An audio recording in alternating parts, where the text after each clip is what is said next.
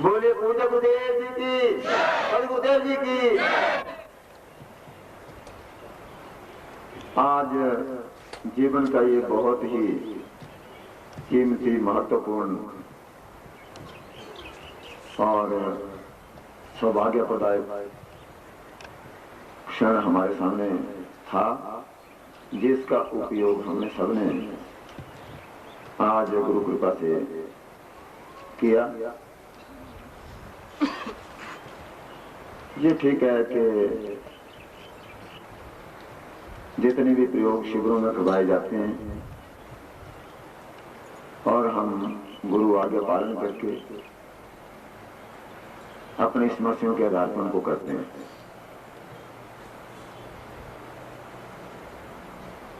ये प्रयोग फलदायी भी होते हैं, परंतु बहुत सारे साधक प्राय ये कहते सुने गए हैं कि जब हम प्रयोग करते हैं तो हमें फल नहीं मिलता। जरूर कोई कारण रहा होगा,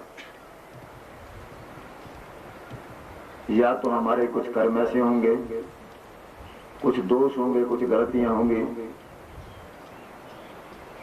या हमारी परिस्थितियां ऐसी होंगी जिसकी वजह से हमारा दुर्भाग्य आड़े आता है और हमें जीवन में सफलता नहीं मिलती। आज जबकि शिविर के 2 ही कार्यक्रम थे,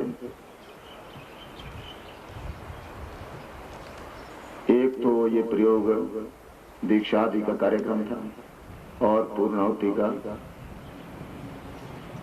परंतु मैं ये अनुभव कर रहा हूं कि मेरे गुरु भाई कई वर्षों से शिविर अटेंड कर रहे हैं, और मैं सबकी बात नहीं कर रहा हूं क्योंकि कुछ तो बहुत ही अच्छी स्टेज में पहुंच गए हैं,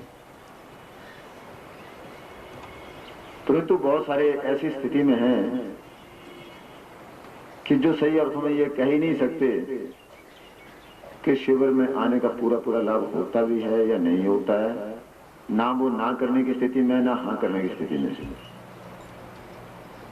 बात चलती है, तो केवल अपना या दूसरे का मन रखने के लिए ये कह देते हैं कि सब ठीक है, और कुछ भावुकता में जो कहना चाहते हैं कह देते हैं। ये सब कुछ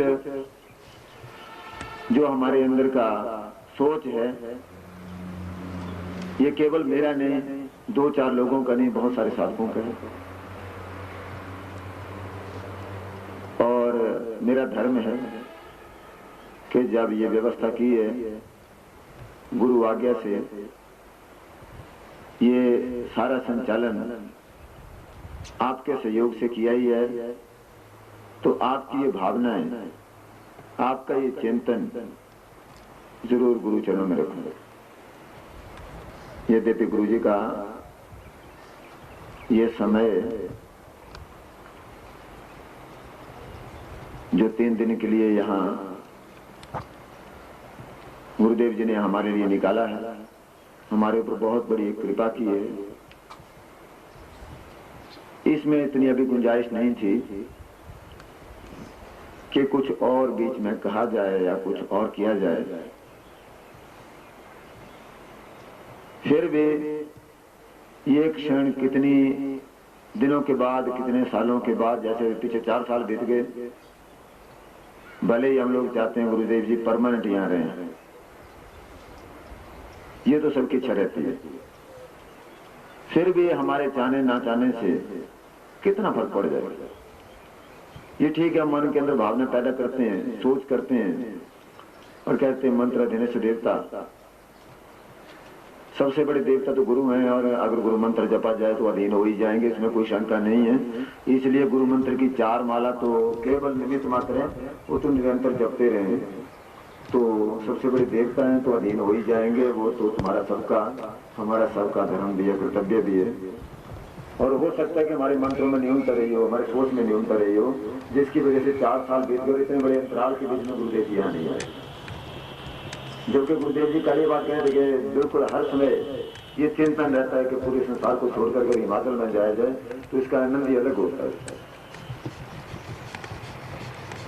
फिर भी अगर नहीं आए तो इसका मतलब हम अपने मन के अंतर में ये धारणा पैदा कर ही नहीं सके, हमारा चिंतन इतना सही बन ही नहीं सका कि गुरुदेव जी सचमुच पहुंच ही जाए। और जरूर हमारा अपना कसूर है इसमें, मैं किसी परिस्थिति को इसके लिए बाधक नहीं मानता हूं। और अगर ये तजर्बा देखना हो तो जो गुरु भाई शिविर में बैठे निर्णय कर लें कि वो निरंतर जैसे श्वास लेते हैं वैसे गुरु मंत्र जपें, अगर ऐसा नहीं कर सकते तो जैसे भूख लगती है रोटी खा लेते हैं वैसे याद आए गुरु की और मंत्र स्टार्ट कर दें। देखा जाएगा क्या 4 माला क्या 400 माला जो होगा सो हो जाएगा। और मंत्र जपेंगे तो गुरु अधीन हो जाएगा। गुरु जी हो सकता है साल में 3 बार आए 4 बार आए या हर महीने आना शुरू कर दें, ये कोई मुश्किल काम नहीं है।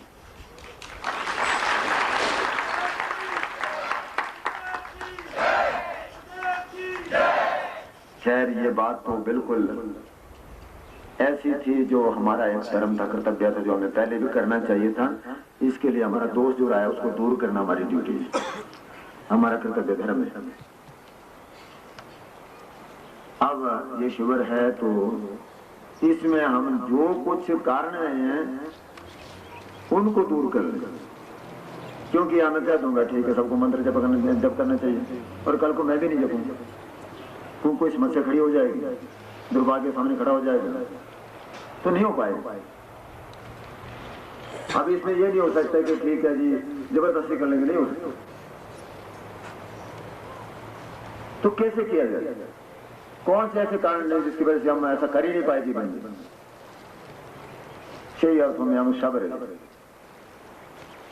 शव का मतलब मुर्दा रहे, और मुर्दा लाशें चलती रही जो क्रियाशील सक्रिय थी नहीं, जो कि जीवन में कर ही नहीं सकी। आज आत्म तत्व तो प्रत्येक कण कण में, उसको गुरुदेव जी ने कई बार सक्रिय करने का प्रयत्न भी किया, परंतु वाया आवरण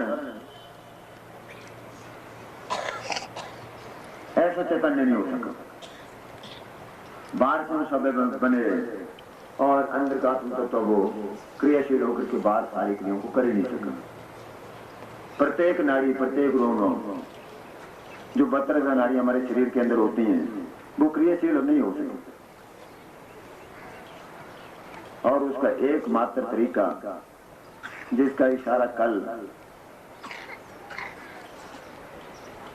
गुरुदेव जी ने अपने प्रवचन में दिया था, उसी क्षण से मैं निरंतर सोचता रहा, क्योंकि गुरु जी कोई भी बात बिना मतलब के नहीं करेंगे।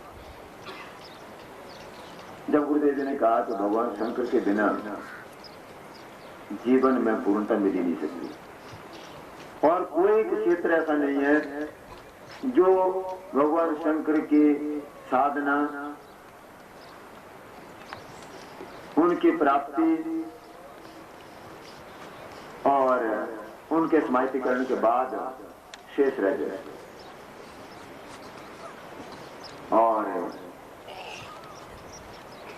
जीवन की प्रत्येक समस्या, प्रत्येक कमी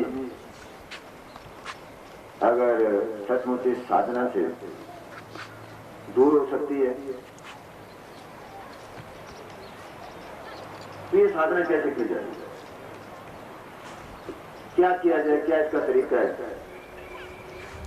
अब ये तो हमें मालूम नहीं।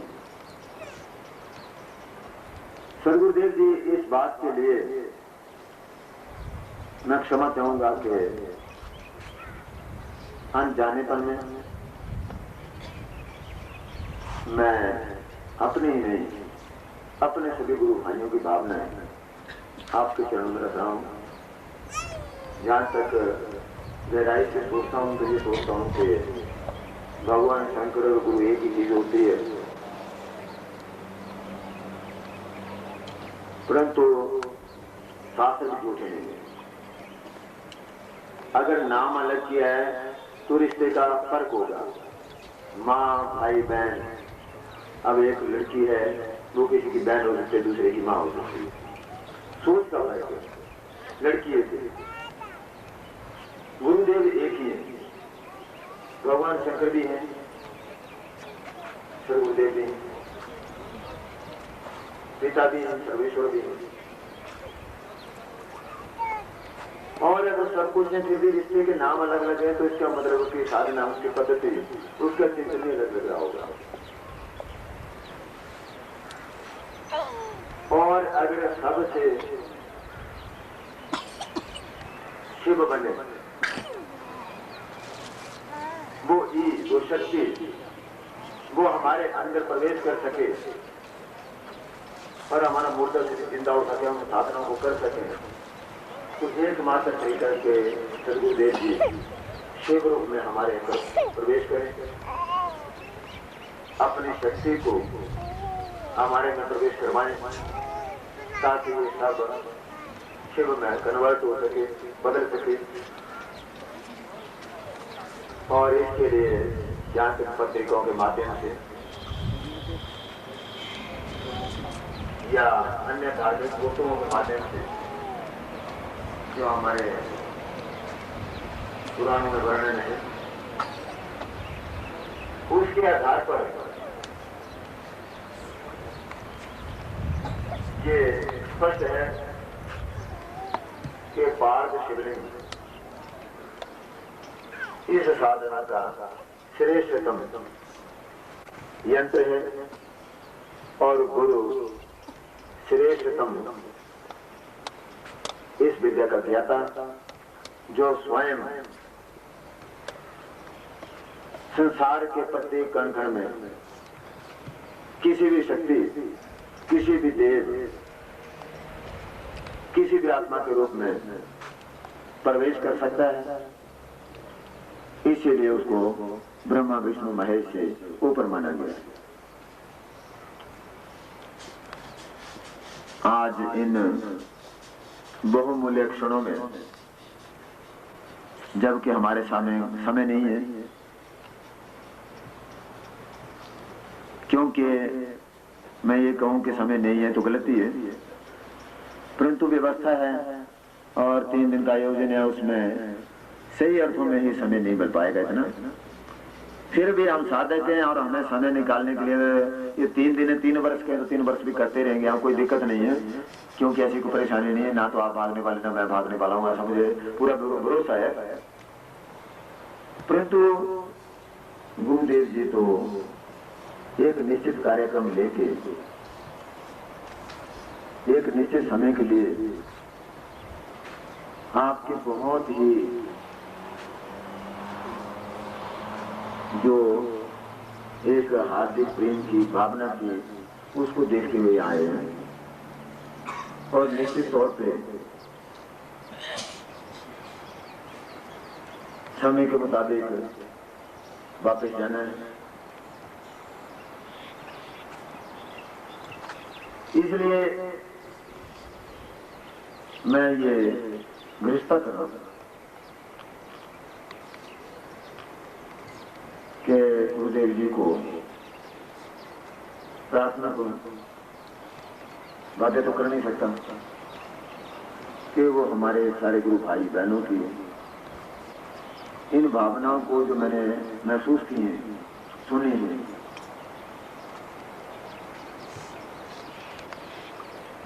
और हमारे जो न्यूनता है उनको दूर करने हेतु, सबसे शिव बनाने हेतु हमारे सब गुरु भाई बहनों पर कृपा करें और थोड़ा समय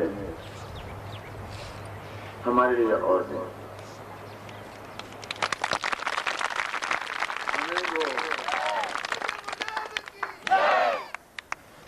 हमें वो साधना, वो पद्धति, वो प्रक्रिया जिसका शास्त्रों में वर्णन है, जिसका इशारा कल गुरुदेव जी ने दिया था, अगर वो इशारा गुरुदेव जी सही है, हमको ये भी नहीं कह सकते सही है, क्योंकि हमें इसका ज्ञान है ही नहीं, सबको ज्ञान नहीं रहता। तो जरूर अपनी पूर्ण कृपा हमारे पर करें और ऐसा कोई प्रयोग जो हमारे मुर्दा शरीरों को जीवित कर सके, हमारे लिए आशीर्वाद रूप में प्रदान करें, और हमारे इन मुर्दा शरीरों को जीवित करें, ताकि आगे के लिए ना तो ये बात सुनने को मिले कि कुछ होता नहीं है या देर से होता है, या शिविरों का क्या फल होता है, कैसे होता है, या हमारे दुख दूर तो हो ही नहीं रहे हैं, बहुत साधना करके देख लिए, ऐसा कुछ हो नहीं।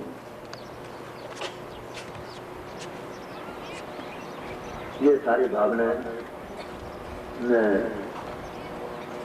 अपनी आपकी जो गुरु भाई लेते रहते हैं और आज शुरू में नहीं भी है, उन्हें सबकी ओर से गुरु चरणों में रख रहा हूँ।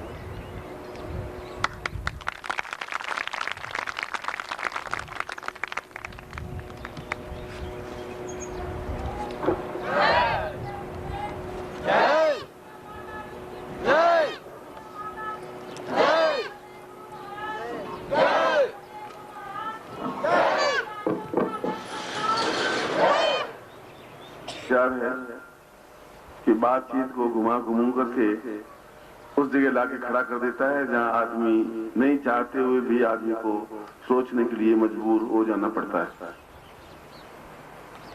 उसने दो तीन बातें कही। एक बात तो ये कि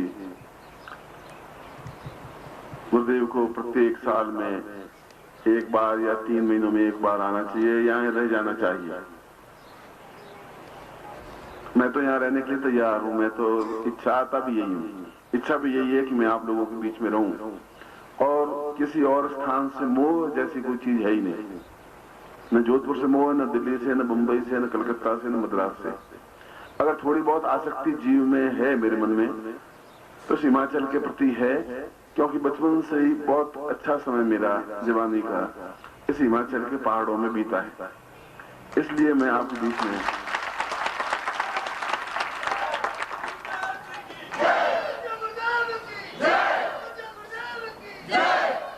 रहना चाहता हूं। और रोहतांग खुला नहीं अभी आपके, मगर रोहतांग से आगे लेह लद्दाख की ओर सड़क है। उधर मेरा विचार था कि इस बार मैं सभी साधकों को ले जाऊं, और अभी भी उस तरफ राइट साइड लाइन तरफ 3-4 किलोमीटर अंदर की तरफ नीचे उतरे पहाड़ के, तो ऐसे साधु हैं जो 100 साल के 150 साल के सन्यासी हैं, जिनको मैंने दीक्षाएं दी थी, जिनको साधनाएं करवाई थी, जिनसे संपर्क मेरा बराबर बना रहता है। और मैं चाहता था कि आपको उन लोगों से, उन शिष्यों से, उन सन्यासियों से मिलाऊं। और मैंने सोचा था कि अब तक तो बर्फ पिघल गई होगी, मगर